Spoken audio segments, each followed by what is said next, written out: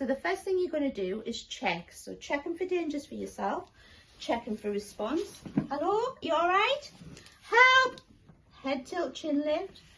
Look, listen, feel for normal breathing for up to 10 seconds. Poor Anne isn't breathing, so we're going to do call for help. So you call 999 112. If you're with someone, you'd get them to go and call for an AED.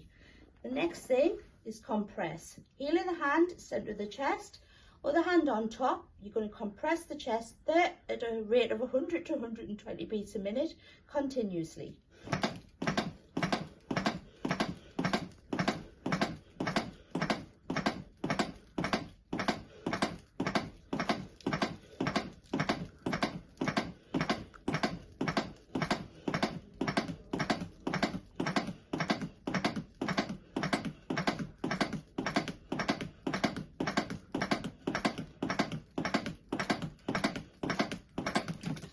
You would only stop when a defib has arrived and they have placed the pads on and you follow the voice prompts on the AED.